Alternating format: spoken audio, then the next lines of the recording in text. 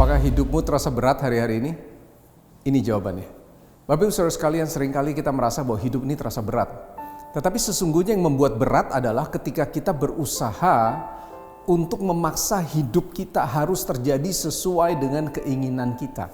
Masalahnya adalah seringkali rancangan Tuhan itu berbeda jauh daripada rancangan kita. Firman Tuhan bilang, sejauh langit dari bumi, sejauh timur dari barat. Seperti itulah rancangan Tuhan dengan rancangan kita. Suatu saat di Daniel 1, Tuhan menyerahkan Raja Yehuda, Yoyakim pada saat itu, kepada tangan Nebukadnezar. Dan bukan itu saja, pada saat itu bukan saja Yoyakim Raja Yehuda, tetapi Daniel, Hananya, Misael, dan Azaria, ketiga temannya Daniel pada saat itu pun ikut untuk diangkut menjadi tawanan, menjadi orang-orang yang harus melayani raja. Kalau saya jadi Daniel dan teman-teman pada saat itu, sepertinya saya akan komplain, Tuhan kenapa? Saya hidup dengan baik, saya menyembah Allah Yahweh, Allah yang hidup.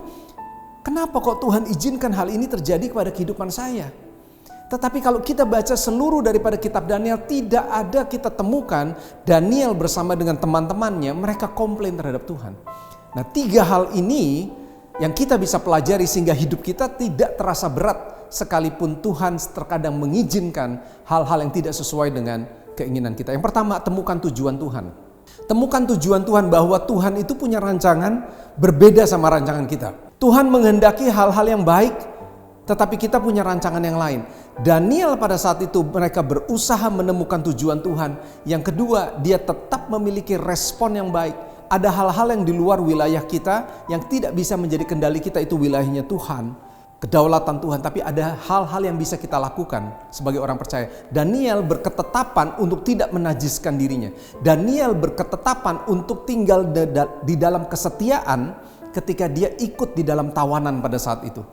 Dan yang luar biasa adalah kita tahu ceritanya, tujuan Tuhan, rancangan Tuhan digenapi. Ternyata Tuhan punya maksud untuk Raja Nebukadnezar pada saat itu mengakui bahwa di dalam dunia ini, bumi ini tidak ada Allah yang seperti Allahnya Daniel. Saudara, temukan ketiga tujuan Tuhan, miliki respon yang baik.